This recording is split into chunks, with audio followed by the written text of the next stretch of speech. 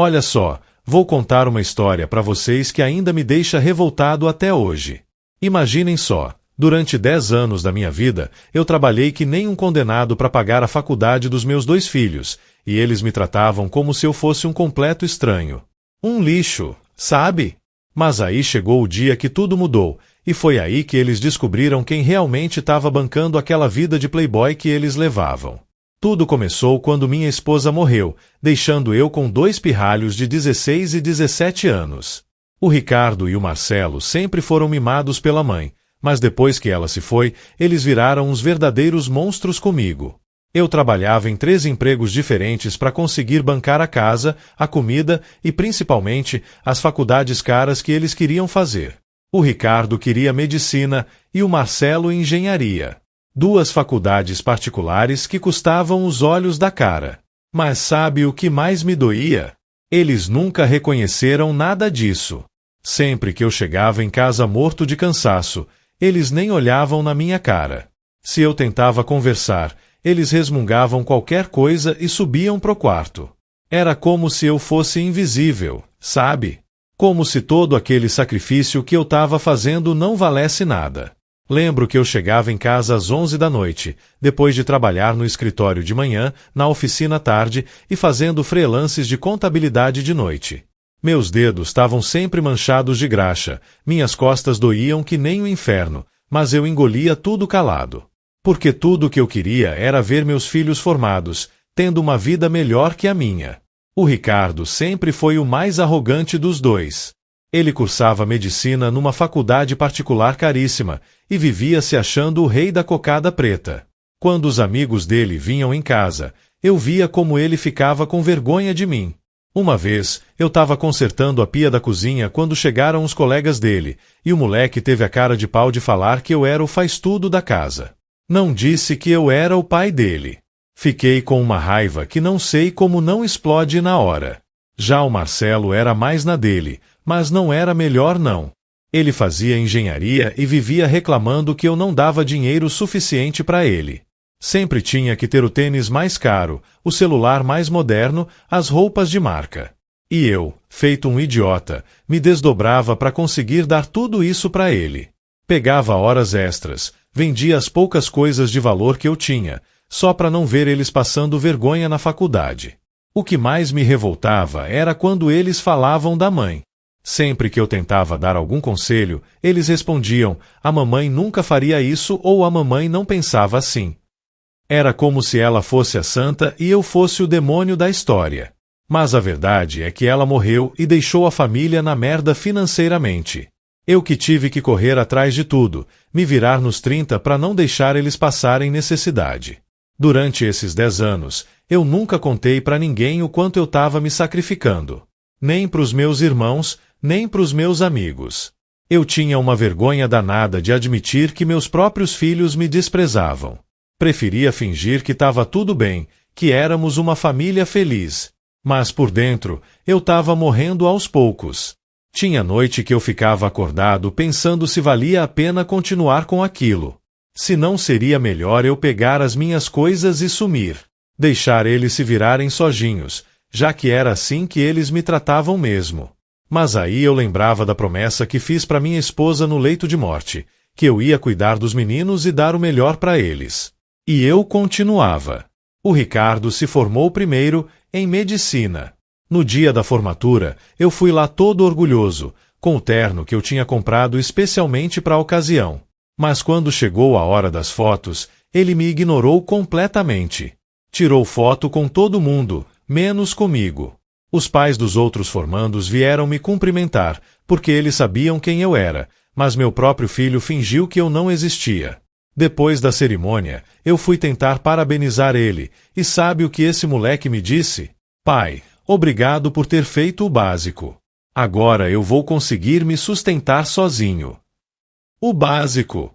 10 anos da minha vida trabalhando que nem um animal para pagar aquela faculdade cara, e ele chamou de básico. Eu fiquei tão chocado que nem consegui responder. Só balancei a cabeça e fui embora. O Marcelo se formou 2 anos depois, em engenharia. Dessa vez eu nem fui na formatura. Já estava cansado de passar vergonha.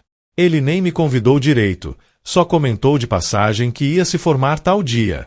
Quando chegou em casa com o diploma, eu parabenizei ele, e a resposta foi a mesma: frieza total. Foi aí que eu comecei a perceber que tinha criado dois monstros. Eles tinham se acostumado tanto com o meu sacrifício que achavam que aquilo era obrigação minha, que eu tinha que bancar a vida boa deles sem esperar nada em troca. Nenhum obrigado, nenhum reconhecimento, nada. Alguns meses depois da formatura do Marcelo, eu descobri que os dois tinham conseguido empregos muito bons.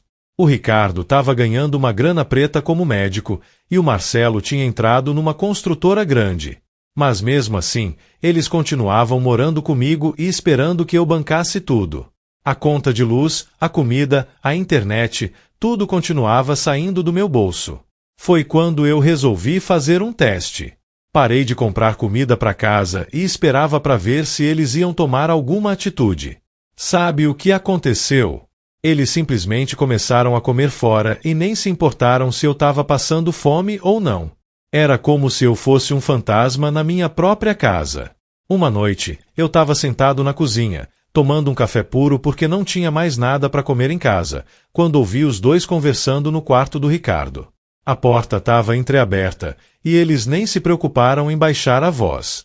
O que eu ouvi me deixou com o coração despedaçado. O Marcelo estava falando: cara, o velho tá ficando cada vez mais chato. Fica aí fazendo drama porque a gente não dá atenção para ele. Ele não entende que a gente cresceu e não precisa mais dele. E o Ricardo respondeu: é mesmo, mano. Eu tô pensando em alugar um apartamento só meu. Não aguento mais morar aqui. O velho fica com essa cara de coitado o tempo todo. Parece que a gente deve alguma coisa para ele. Exato. A gente não pediu para nascer. Ele que escolheu ter filhos, então cuidar da gente era obrigação dele mesmo. Agora que a gente tá formado, ele que se vire. Eu fiquei ali, escutando meus próprios filhos falando de mim como se eu fosse um estorvo. Como se todos aqueles anos de sacrifício não valessem nada. Eu subi pro meu quarto e chorei que nem uma criança. Naquela noite, eu tomei uma decisão que mudaria tudo. No dia seguinte, eu fui até o banco e fechei todas as contas que eu tinha. Peguei todo o dinheiro que eu tinha guardado ao longo dos anos. Não era muito, mas era o suficiente para eu recomeçar em outro lugar. Também fui numa imobiliária e coloquei a casa à venda.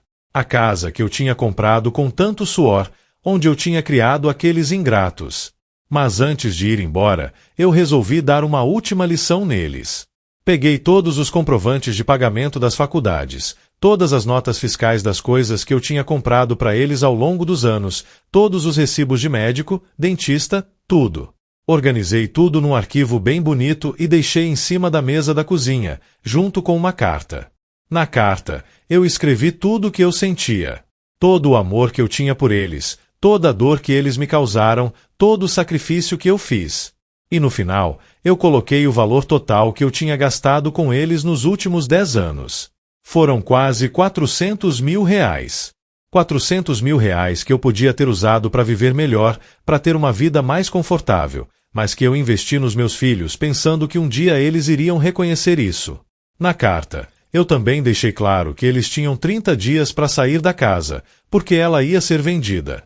E que a partir daquele momento, eles eram responsáveis por eles mesmos. Se quisessem manter contato comigo, teriam que me procurar e pedir desculpas por tudo que me fizeram passar. Peguei minhas poucas coisas e fui morar numa cidade pequena, a uns 200 quilômetros dali. Aluguei uma casinha simples, arrumei um emprego numa empresa de contabilidade local e comecei uma vida nova. Pela primeira vez em 10 anos, eu estava trabalhando só para mim. Todo o dinheiro que eu ganhava era meu, para fazer o que eu quisesse. Os primeiros dias foram difíceis. Eu não estava acostumado com o silêncio da casa, com não ter ninguém para cuidar. Mas aos poucos, eu fui me acostumando com aquela paz. Pela primeira vez em muito tempo, eu conseguia relaxar quando chegava do trabalho. Não tinha ninguém me ignorando, ninguém me tratando mal. 2 semanas depois que eu saí de casa, o Ricardo me ligou. Ele estava nervoso, gritando no telefone, dizendo que eu não podia simplesmente abandonar eles assim. que eu era o pai deles e tinha a obrigação de cuidar deles. Eu escutei tudo calado, e quando ele terminou de falar, eu só disse: agora vocês sabem como é ser ignorado. E desliguei o telefone. Alguns dias depois, foi a vez do Marcelo ligar. Ele tentou ser mais diplomático, disse que eles sentiam minha falta, que queriam conversar comigo. Mas eu sabia que era mentira. Eles só estavam ligando porque precisavam de mim para alguma coisa. Provavelmente para pagar alguma conta que eles não conseguiam bancar sozinhos. Um mês depois, eu recebi uma ligação da imobiliária dizendo que a casa tinha sido vendida. O dinheiro da venda foi direto para minha conta, e eu usei uma parte para comprar a casinha onde eu estava morando. O resto eu investi numa poupança, pensando no meu futuro. Os meninos tentaram entrar na justiça para contestar a venda da casa, mas como eu era o único proprietário, a casa estava no meu nome, eles não conseguiram fazer nada. Eles também tentaram provar que eu tinha abandonado eles, mas como eles eram maiores de idade e tinham empregos, o juiz não deu ouvidos para eles. Passaram-se 6 meses sem nenhum contato. Até que um dia, eu recebi uma visita inesperada. Era o Ricardo, mas ele estava bem diferente. Mais magro, com cara de quem não estava dormindo bem. Ele tinha dirigido 200 quilômetros só para me ver. Quando abri a porta e vi ele ali, meu coração apertou. Por um momento, eu pensei em abraçar meu filho e esquecer tudo o que tinha acontecido. Mas aí eu lembrei de todas as humilhações que ele me fez passar e mantive a postura. Oi, pai, ele disse, com a voz baixa. Posso entrar? Eu deixei ele entrar, ofereci um café e ficamos sentados na sala em silêncio por um tempo. Ele olhava para tudo com curiosidade, vendo como eu estava vivendo. A casa era simples, mas era minha, e eu tinha orgulho dela. Pai, eu vim aqui para te pedir desculpas, ele disse, finalmente. Eu e o Marcelo. A gente não sabia o quanto você se sacrificou por nós. A gente achou que aquela carta era exagero, mas depois que você foi embora, a gente começou a entender. Eu não respondi nada, só fiquei olhando para ele, esperando para ver se era sincero ou se era só mais uma manipulação. A gente teve que pagar aluguel, conta de luz, supermercado, tudo que você sempre pagou pra gente. E aí a gente viu como é difícil.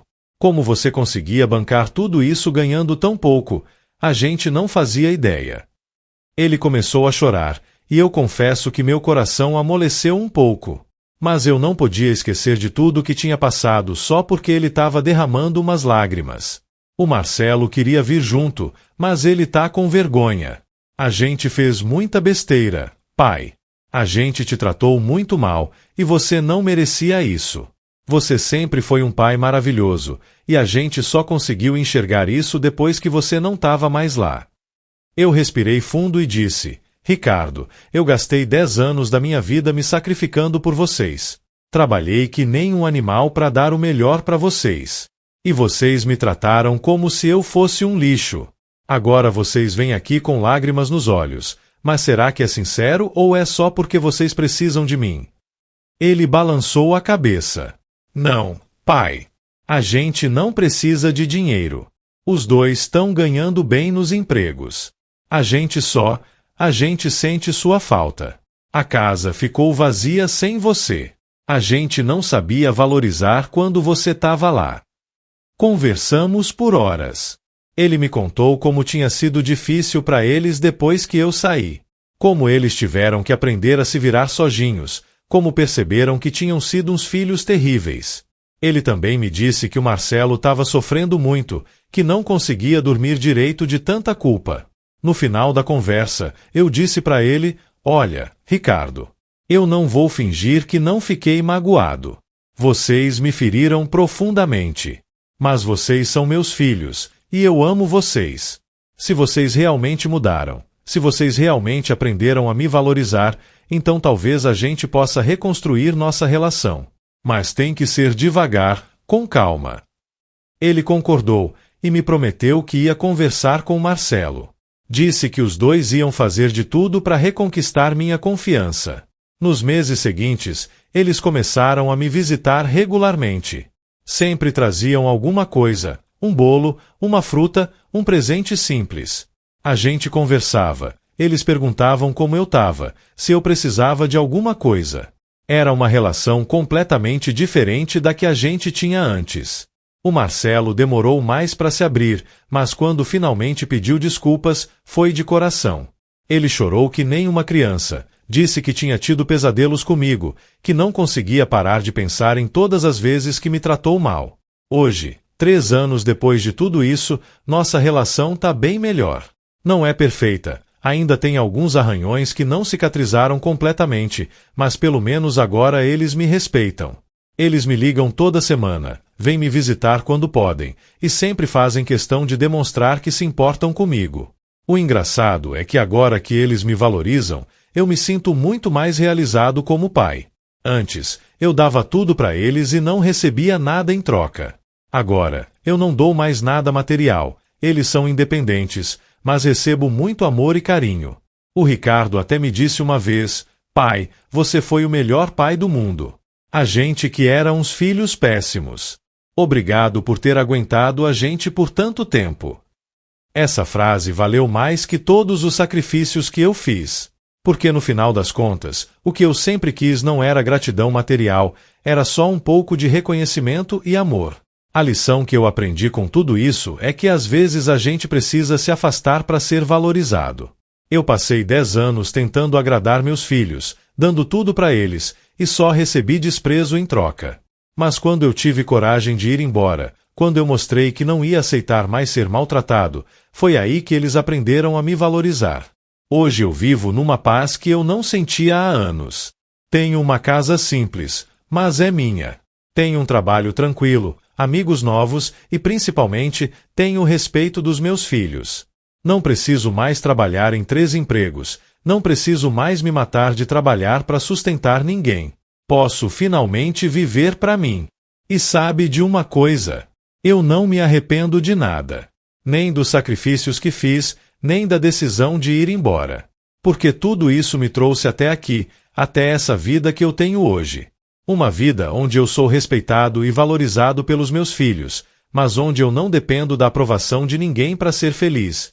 Às vezes eu penso no que teria acontecido se eu não tivesse tido coragem de ir embora. Provavelmente eu ainda estaria sendo pisado por eles, ainda estaria me sacrificando sem receber nada em troca. Ia morrer um homem amargurado e infeliz. Mas eu tive coragem de mudar. Tive coragem de mostrar que eu tinha valor, que eu merecia ser respeitado. E hoje eu posso dizer com orgulho que sou um pai respeitado e um homem realizado. A vida me ensinou que amor não é só dar, dar e dar. Amor também é saber cobrar respeito quando necessário. É saber se valorizar e não aceitar ser maltratado, mesmo pelos próprios filhos. Por isso eu digo para qualquer pai ou mãe que está passando por uma situação parecida: tenham coragem de se valorizar. Não aceitem ser maltratados pelos próprios filhos. Às vezes, a melhor forma de amar é se afastar. É mostrar que vocês têm valor e que merecem ser respeitados. Porque no final das contas, ninguém vai valorizar vocês se vocês mesmos não se valorizam. Eu aprendi isso da forma mais difícil, mas aprendi. E hoje eu posso dizer que sou um homem feliz e realizado, com filhos que me amam e me respeitam de verdade. Mas deixa eu contar alguns detalhes que fazem toda a diferença nessa história. Depois que eu me mudei para a cidade pequena, eu comecei a descobrir coisas sobre mim mesmo que eu nem sabia que existiam. Durante todos aqueles anos me sacrificando pelos meninos, eu tinha esquecido completamente quem eu era como pessoa. Na cidade nova, eu fiz amizades verdadeiras pela primeira vez em décadas. Conheci um grupo de homens da minha idade que se reuniam todo sábado para jogar dominó no bar do centro. No começo, eu ficava meio acanhado, achando que não ia me encaixar. Mas eles me receberam de braços abertos, sem fazer perguntas sobre meu passado. Foi com esses amigos que eu comecei a perceber como eu tinha sido manipulado pelos meus próprios filhos durante todos esses anos. Quando eu contava algumas situações que tinha vivido em casa, eles ficavam chocados. O Maurício, que era aposentado da construção civil, me disse uma vez: "Cara, você foi muito pai. Mas foi pai demais. Esses meninos te sugaram que nem sanguessugas." E era verdade. Eu tinha criado 2 sanguessugas que só sabiam sugar, sugar e sugar, sem dar nada em troca. Nem carinho, nem respeito, nem reconhecimento. Nada. Lembro que nas primeiras semanas na Cidade Nova, eu acordava de madrugada pensando nos meninos. Ficava preocupado se eles estavam conseguindo se virar sozinhos, se estavam passando dificuldade. Chegava a pegar o telefone para ligar para eles, mas sempre desistia na última hora. Porque eu sabia que se eu voltasse atrás, tudo ia continuar do mesmo jeito. O trabalho na empresa de contabilidade da cidade pequena era muito mais tranquilo que a correria que eu vivia antes. Meu chefe, o Rodrigo, era um cara jovem, uns 30 e poucos anos, mas muito respeitoso. Ele valorizava minha experiência e sempre me consultava antes de tomar decisões importantes. Era a primeira vez em anos que eu me sentia útil e respeitado no trabalho. Rodrigo tinha uma família linda, esposa e 2 filhas pequenas. E sabe o que mais me chamava a atenção? Como ele tratava o pai dele. O velho trabalhava meio período na empresa, mais por hobby que por necessidade, e o Rodrigo sempre tratava ele com muito carinho e respeito. Chamava ele de pai na frente de todo mundo, pedia conselho para ele, levava a família para almoçar na casa dele todo domingo. Vendo aquela relação, eu me perguntava onde eu tinha errado. Por que meus filhos não me tratavam assim? O que eu fiz de errado para merecer o desprezo deles? Demorou um tempo para eu entender que o erro não foi só meu. Eu pequei pelo excesso de amor, mas eles pecaram pela falta de caráter. Durante o primeiro ano na Cidade Nova, eu passei por uma fase meio depressiva. Não que eu me arrependesse da minha decisão, mas eu sentia um vazio muito grande. Era como se tivesse perdido o propósito da minha vida. Porque durante 10 anos, meu propósito foi cuidar daqueles meninos. Sem eles para cuidar, eu me sentia meio perdido. Foi aí que eu comecei a fazer terapia com uma psicóloga da cidade. A doutora Fernanda era uma mulher de uns 40 anos, muito inteligente e compreensiva. Nas primeiras sessões, eu só chorava. Chorava de raiva, de mágoa, de saudade, de tudo misturado. Ela me ajudou a entender que eu tinha desenvolvido uma dependência emocional dos meus filhos. Que eu me definia como pessoa através do meu papel de pai provedor.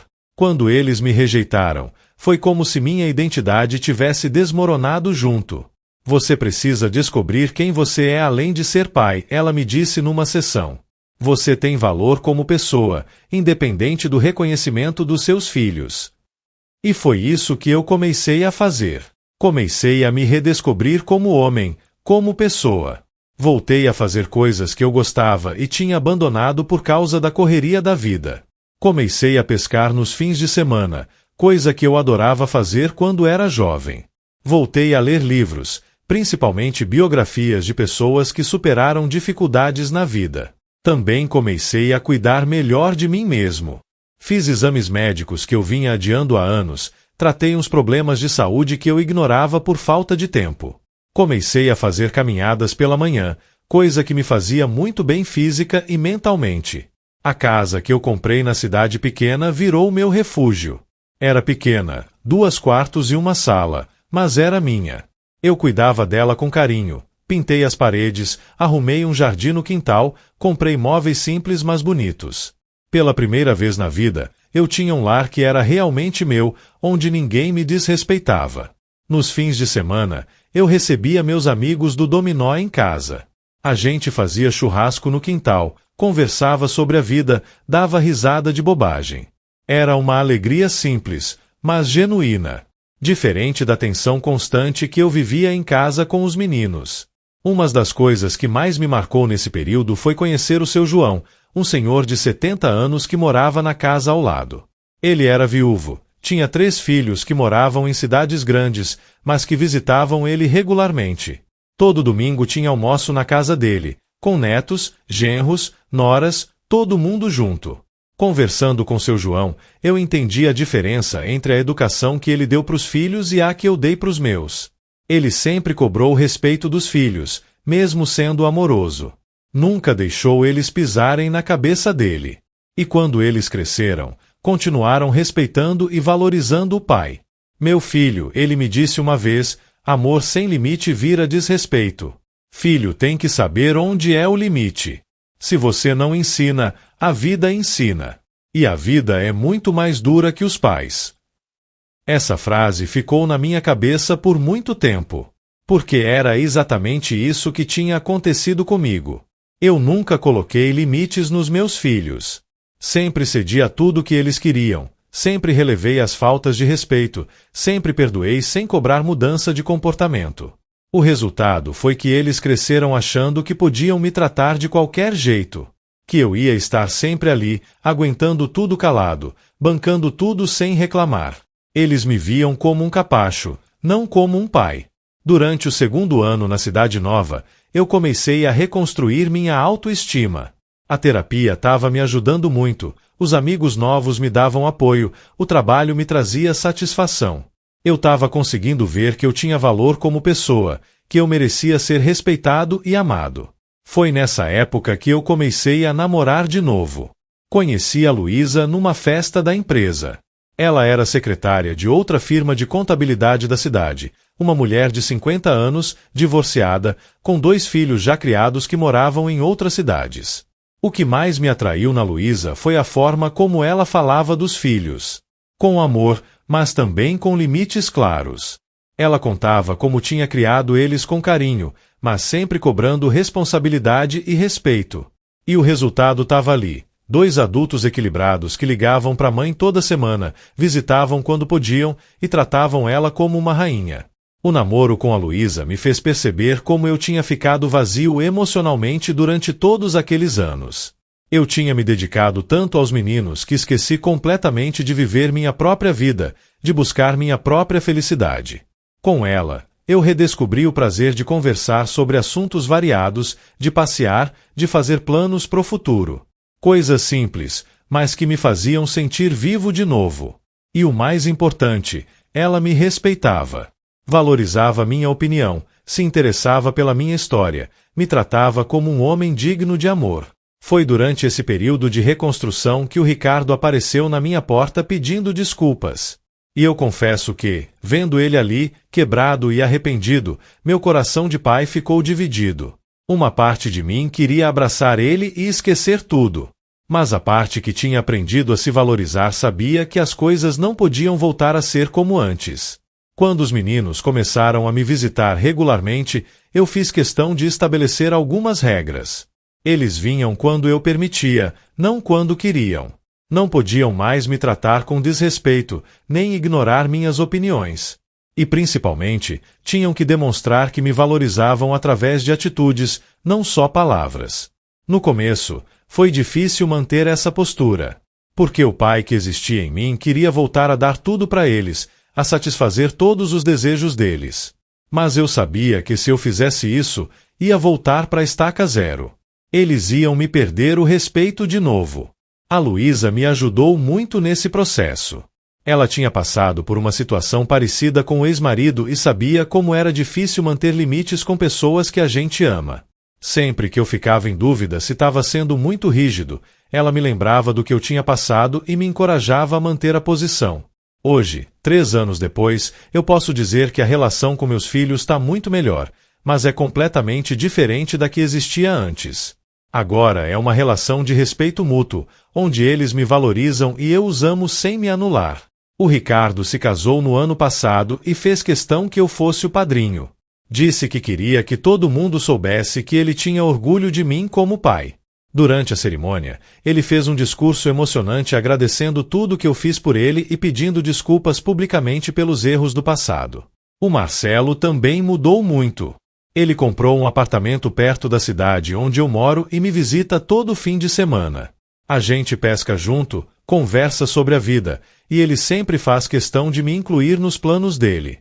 Quando ele namora alguma menina, faz questão de me apresentar para ela como o melhor pai do mundo. Claro que ainda tem dias que eu sinto mágoa do passado. Tem momentos que eu lembro de como eles me tratavam e fico com raiva. Mas eu aprendi a não deixar esses sentimentos dominarem minha vida. O importante é o presente, é a relação que a gente tem agora. A maior lição que eu tirei de tudo isso é que a gente não pode viver a vida só para os outros, nem mesmo para os próprios filhos. A gente precisa se valorizar, se respeitar e exigir que os outros façam o mesmo. Porque quando a gente se anula completamente pela família, no final todo mundo sai perdendo. Eu perdi 10 anos da minha vida sendo um pai fantástico, mas sendo um homem infeliz. Hoje eu sou um pai respeitado e um homem realizado. E isso faz toda a diferença no mundo. Às vezes eu encontro outros pais passando pela mesma situação que eu passei. Filhos ingratos que só sabem cobrar e nunca reconhecem o esforço dos pais. E eu sempre dou o mesmo conselho: tenham coragem de se valorizar. Não aceitem ser maltratados. Às vezes, o amor verdadeiro exige que a gente seja firme. Porque no final das contas, filhos que aprendem a respeitar os pais se tornam adultos melhores. E pais que se respeitam criam filhos mais equilibrados. É um ciclo que precisa ser quebrado quando tá errado, mesmo que seja doloroso. Hoje eu vivo numa paz que eu não conhecia há anos. Tenho uma companheira maravilhosa que me ama e me respeita. Tenho filhos que me valorizam de verdade. Tenho amigos sinceros e um trabalho gratificante. E principalmente, tenho amor próprio. Se eu pudesse voltar no tempo, eu faria tudo diferente desde o começo. Seria um pai amoroso, mas firme. Daria o melhor para os meus filhos, mas cobraria respeito em troca. Não me anularia como pessoa para ser um super pai. Mas como não dá para voltar no tempo, eu aproveito o presente. E posso dizer com certeza que hoje eu sou um homem feliz. Levou 60 anos para eu aprender a me valorizar, mas aprendi. E isso transformou completamente minha vida. A vida é muito curta para ser vivida na infelicidade. Se você está numa situação parecida com a que eu vivi, tenha coragem de mudar.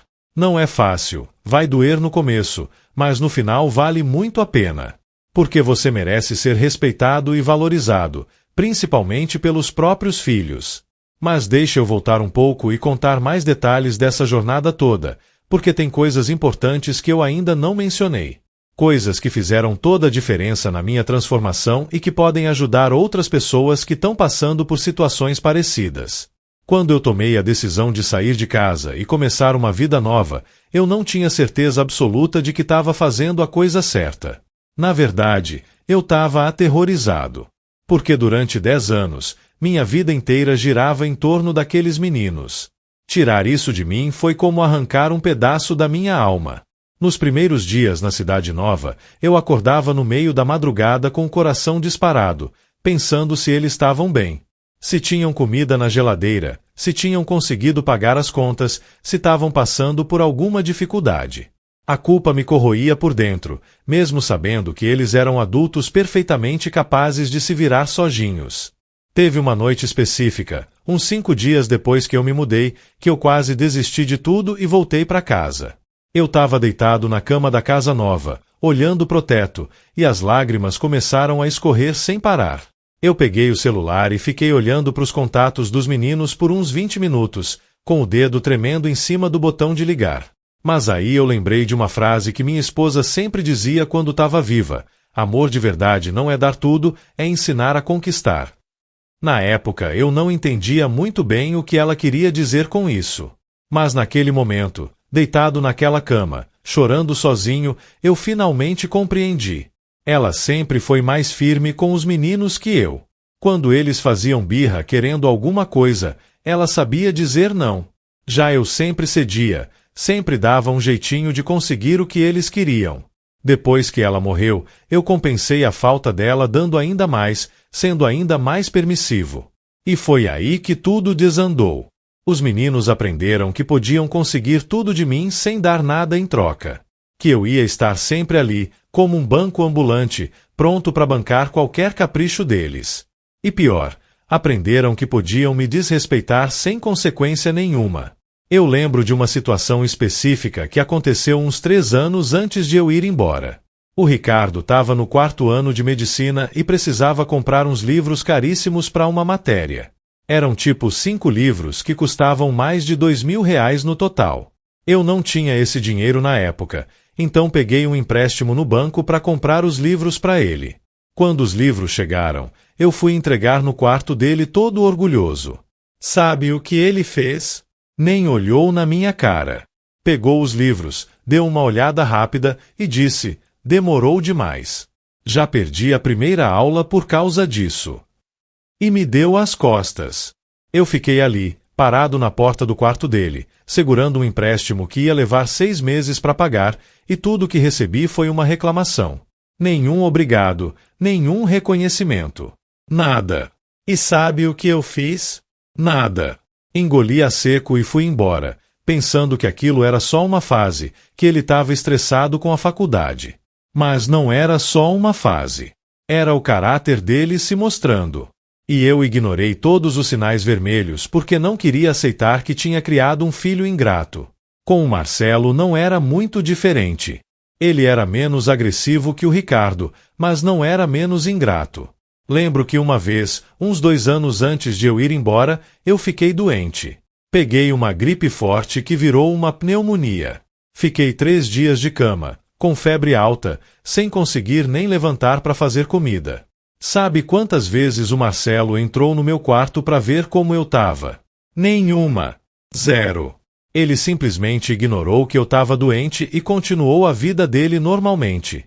Pedia comida por delivery, saía com os amigos, vivia a vidinha dele como se eu não existisse. No 3º dia, quando eu finalmente consegui levantar, fui até a cozinha para tentar comer alguma coisa. O Marcelo estava lá, fazendo um lanche. Quando me viu, ele só disse: "Ah, você melhorou? Que bom! Aliás, acabou o café. Você pode comprar mais quando sair." Eu fiquei chocado. O homem tinha me visto 3 dias de cama, morrendo de febre, e a única coisa que ele tinha para dizer era que tinha acabado o café. Nenhuma pergunta sobre como eu estava, nenhum oferecimento de ajuda, nada. Só a cobrança para eu comprar café. E mais uma vez, eu engoli seco e não falei nada. Porque eu tinha medo de confrontar eles, medo de perder o amor deles, mesmo que esse amor fosse só da minha cabeça, porque na prática eles não demonstravam amor nenhum por mim. Durante esses 10 anos, eu fui acumulando essas situações, essas humilhações pequenas que iam me corroendo por dentro. Era um processo lento de destruição da minha autoestima, mas eu não percebia. Ou não queria perceber. Eu achava que se eu continuasse dando tudo para eles, se eu continuasse me sacrificando, uma hora eles iam acordar e perceber o quanto eu me dedicava. Iam me agradecer, iam me valorizar. Mas isso nunca aconteceu. Pelo contrário, quanto mais eu dava, menos eles valorizavam. É tipo aquela história da rã fervida. Se você jogar uma rã numa panela com água fervendo, ela pula fora imediatamente. Mas se você colocar ela numa água fria e ir esquentando aos poucos, ela não percebe o perigo até ser tarde demais. Era assim que eu estava, sendo fervido aos poucos, sem perceber o quanto aquela situação estava me destruindo. Quando eu finalmente saí de casa, foi como se eu tivesse pulado daquela panela no último segundo. Eu estava quase morto por dentro, quase sem forças para reagir. Mas alguma coisa dentro de mim, algum resto de dignidade, me fez levantar e ir embora. Os primeiros meses na cidade nova foram os mais difíceis da minha vida. Eu sentia uma solidão que eu nunca tinha sentido antes. Não era só a falta dos meninos, porque, convenhamos, eles já me faziam sentir sozinho mesmo estando na mesma casa. Era a falta de propósito, a falta de razão para acordar todo dia. Durante 10 anos, eu acordava pensando: o que eu preciso fazer hoje para os meninos? Agora eu acordava sem saber o que fazer comigo mesmo. Era uma liberdade assustadora, quase paralisante. Foi aí que a terapia com a doutora Fernanda se tornou essencial. Nas primeiras sessões, eu mal conseguia falar. Ficava ali sentado, chorando, sem conseguir colocar em palavras tudo o que eu estava sentindo. Ela tinha uma paciência infinita, esperava eu me acalmar, e aí fazia perguntas simples que me ajudavam a organizar os pensamentos. Por que você acha que seus filhos te tratavam mal? Ela perguntou numa das primeiras sessões. Porque eu deixei, respondi, depois de um longo silêncio. Porque eu nunca coloquei limites. Porque eu tinha medo de perder eles. E o que você perderia exatamente? Pelo que você me contou, você já não tinha uma relação verdadeira com eles. Aquilo foi como um soco no estômago. Porque era verdade. Eu não tinha uma relação verdadeira com meus filhos. Tinha uma relação unilateral onde eu dava tudo e eles pegavam tudo sem dar nada em troca. Não era amor, era exploração. A doutora Fernanda me ajudou a entender que eu tinha confundido amor com submissão, que eu achava que ser um bom pai significava aceitar qualquer coisa dos meus filhos, perdoar qualquer desrespeito, dar tudo sem cobrar nada. Mas isso não é amor, é autodestruição. Amor verdadeiro exige respeito mútuo, ela me disse numa sessão. Se não tem respeito, não tem amor. Tem apenas uso. E era isso que meus filhos faziam, me usavam. Me usavam como banco, como empregado, como capacho. E eu deixava, porque achava que assim eu estava sendo um bom pai. Durante o processo terapêutico, eu também descobri que tinha desenvolvido algo que a doutora Fernanda chamou de Síndrome do Salvador. Eu sentia que precisava salvar meus filhos de tudo, resolver todos os problemas deles, proteger eles de qualquer dificuldade. E ao fazer isso, eu não estava deixando eles crescerem como pessoas. Você roubou a oportunidade dos seus filhos de aprenderem a se virar sozinhos, ela me disse. E agora eles são adultos infantilizados que não sabem lidar com as responsabilidades da vida. Aquilo doeu, mas era verdade. O Ricardo tinha 26 anos e o Marcelo 25 quando eu fui embora, mas emocionalmente eles ainda eram crianças dependentes. Porque eu nunca deixei eles crescerem de verdade. Enquanto eu fazia terapia, também comecei a trabalhar na minha saúde física. Descobri que eu tinha pressão alta, diabetes tipo 2 no início e colesterol nas alturas. Tudo consequência do estresse crônico que eu vivia, da alimentação péssima, da falta de exercícios. O médico da cidade, Dr. Paulo, foi muito franco comigo. Se você continuar nesse ritmo, não chega aos 65. Seu corpo tá pedindo socorro. Foi aí que eu percebi como eu tinha negligenciado completamente minha própria saúde em favor dos meninos.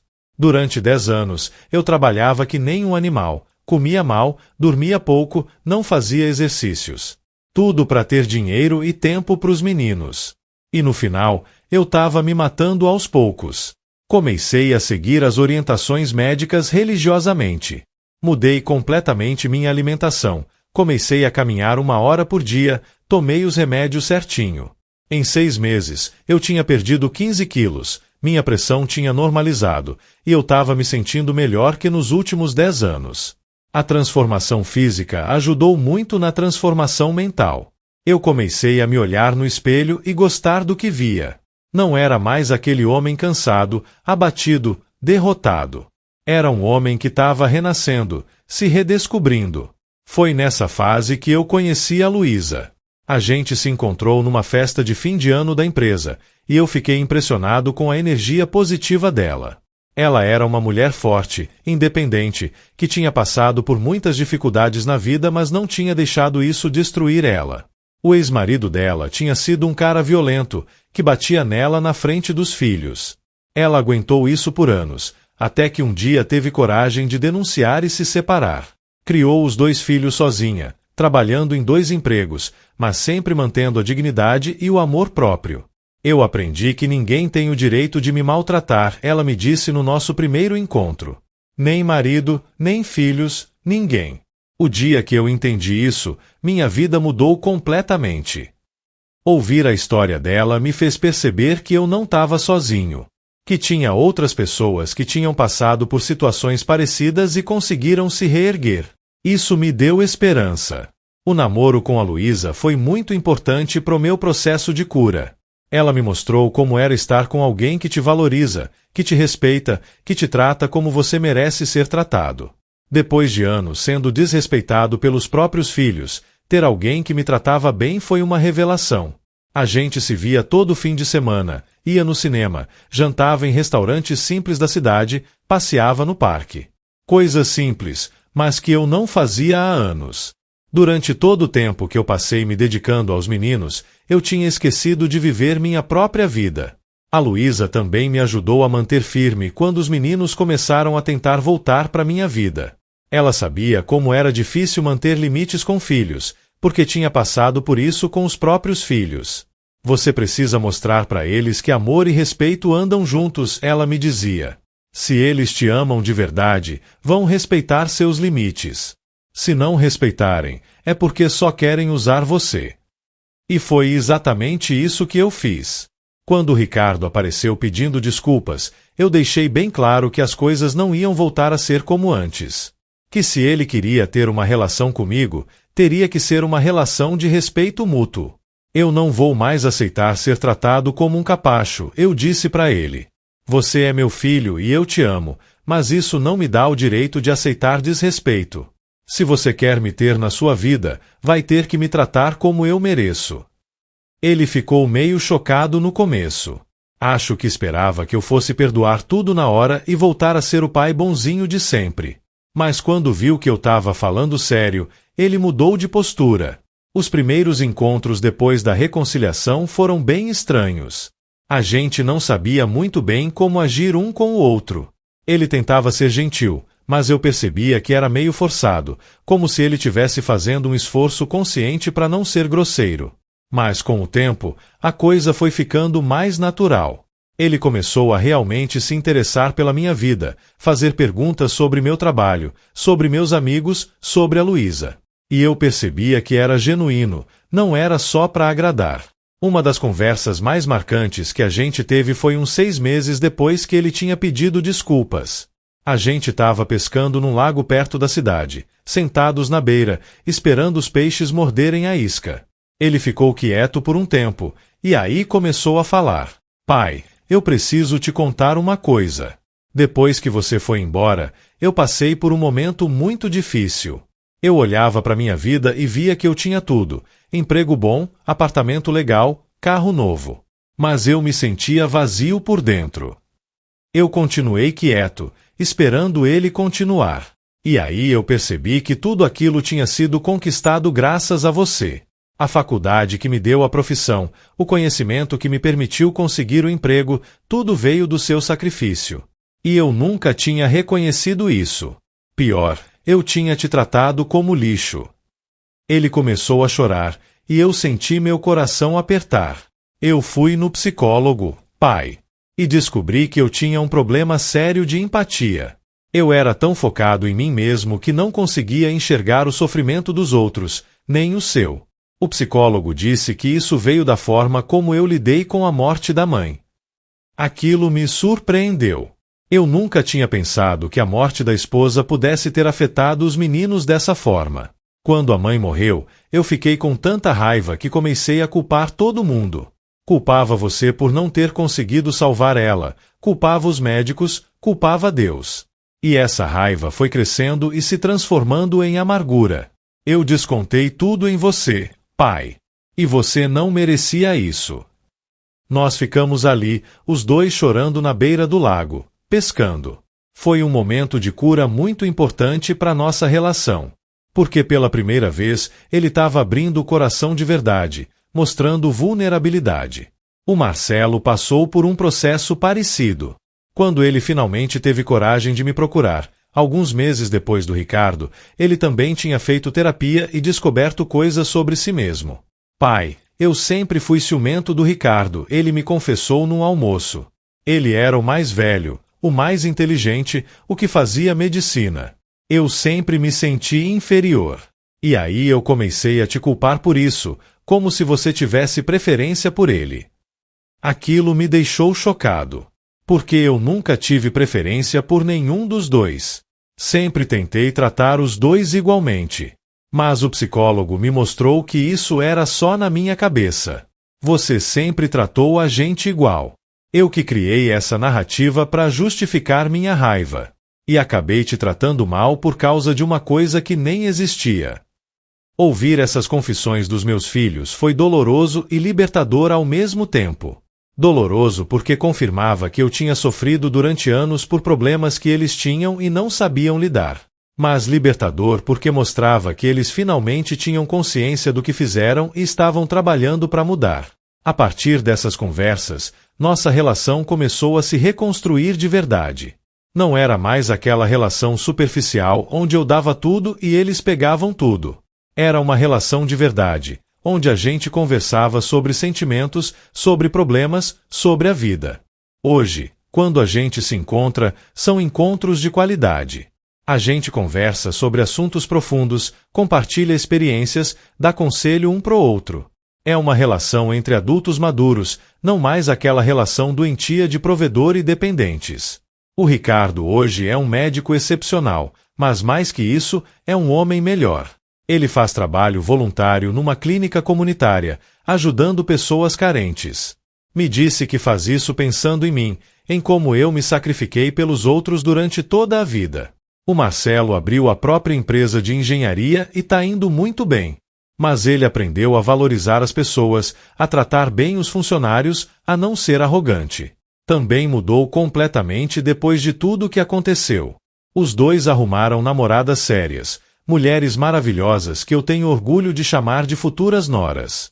E o mais importante, eles tratam essas mulheres com respeito e amor, não com o desprezo que costumavam tratar as pessoas. Eu e a Luísa continuamos juntos, e nossa relação só fica mais forte com o tempo. Ela conheceu meus filhos e se dá muito bem com eles. Às vezes a gente faz almoço de domingo na minha casa, com os meninos e as namoradas deles, e são momentos muito felizes. É engraçado como a vida dá voltas. Há 3 anos, eu estava no fundo do poço, sendo maltratado pelos próprios filhos, sem perspectiva de melhora. Hoje, eu tenho uma família que me respeita, uma companheira que me ama, amigos verdadeiros e, principalmente, tenho paz de espírito. Às vezes eu penso no que teria acontecido se eu não tivesse tido coragem de sair daquela situação. Provavelmente eu estaria morto, de tanto estresse e sofrimento. Ou então vivendo uma vida de infelicidade até o fim dos meus dias. Mas eu tive coragem. Tive coragem de dizer basta, de me valorizar, de exigir respeito. E essa coragem mudou minha vida completamente. Hoje, quando eu olho para trás, eu não tenho arrependimento. Nem dos sacrifícios que fiz, nem da decisão de ir embora. Porque tudo isso fez de mim o homem que eu sou hoje.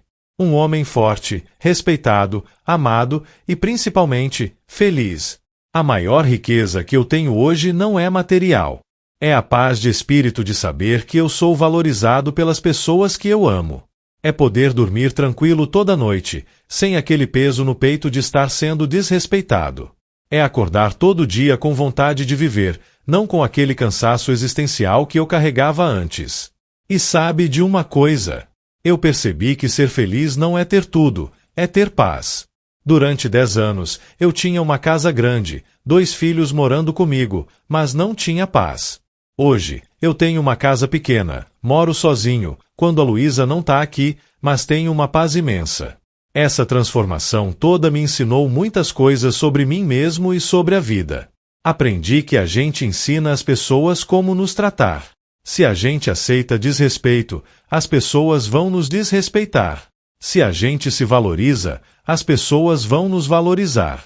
Aprendi também que nunca é tarde para mudar.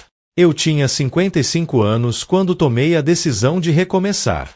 Muita gente acharia que era tarde demais, que eu deveria aceitar aquela situação e viver assim até morrer. Mas eu provei que não é assim. Dá para recomeçar em qualquer idade, desde que a gente tenha coragem. Outra coisa importante que eu aprendi é que amor próprio não é egoísmo. Durante muito tempo, eu achei que me colocar em primeiro lugar era egoísmo, que eu tinha que sempre pensar nos outros antes de mim. Mas a verdade é que se a gente não cuida de si mesmo, não consegue cuidar de ninguém direito. Hoje eu entendo que cuidar de mim, me valorizar, me respeitar, não é egoísmo. É necessidade. É sobrevivência. E quando a gente faz isso, a gente se torna uma pessoa melhor para todos ao redor.